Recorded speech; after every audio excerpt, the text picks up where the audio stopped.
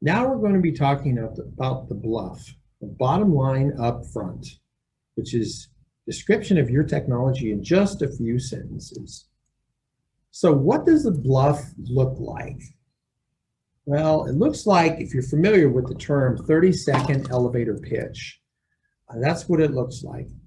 If you had just a few seconds to jump in an elevator and ride up with somebody, what would you say about your company that might open the door to a longer conversation?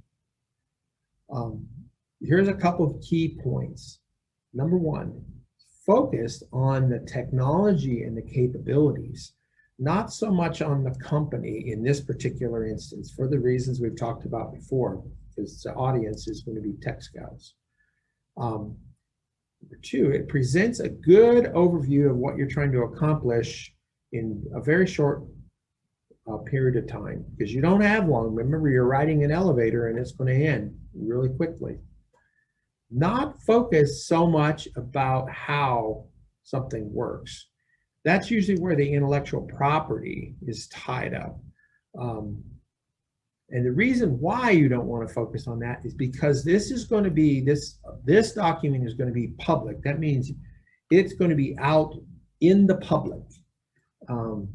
It can be used for a variety of things, but especially it's used to attract the right tech scouts to the conference. Can be used to attract more than that, a general audience. The tech scouts they also use it to socialize later on if they choose to socialize your company.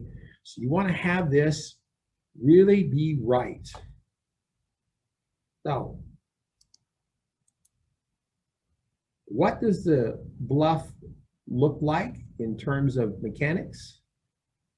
It's a short description. 100 words or less is what we require.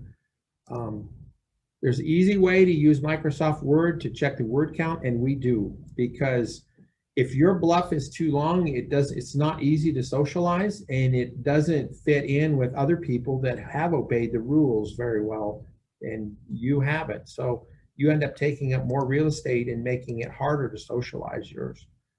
So if you make it longer than that and we are helping with the edit, we will actually ask you we'll send it back and say, shorten this, it needs to be 100 words or less. I just have a quick example here in Microsoft Word. If you go to the review section in Microsoft Word, and then go over to, you select it. First of all, select the BLUF statement as it shows here, and then go to review, and then over here to the third icon from the left, it says word count. You click on that, and this little pop-up is going to show you how many words. It says pages and words. See, this BLUF statement is 95 words, so it's just under the limit. And feel free to go right up to the limit, but don't go over the limit.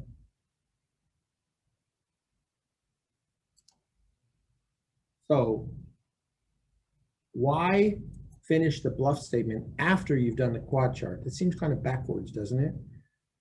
Well, here's my suggestion and what we suggest.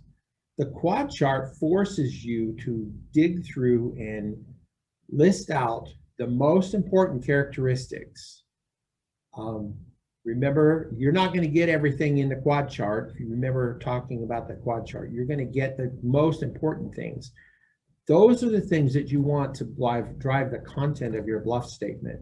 So then your BLUF statement really gets honed well, and it matches the other documents that you're going to be submitting.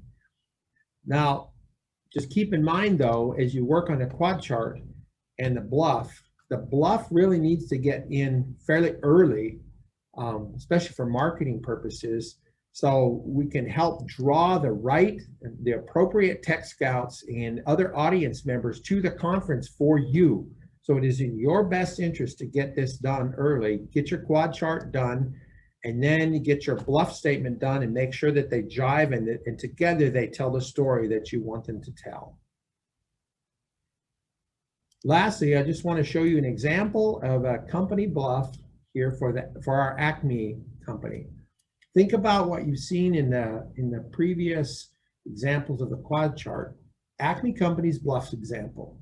This technology exists in minimizing the waste stream while simultaneously offsetting the cost by producing a combustible gas.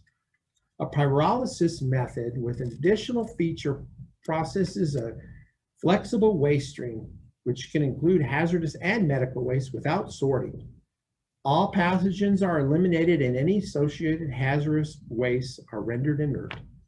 The result is a non-hazardous byproduct and clean syngas, which can be utilized directly or further processed within the system to generate electricity and heat. This technology is at a technology readiness level 8 and addresses the DoD requirement for waste to energy.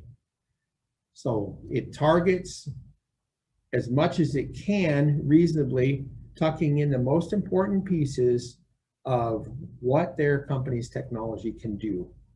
And that is a statement that somebody who reads that and is interested in waste to energy will take a look at it and say, wow, I think I need to be at this conference, or I need to find out more about this company.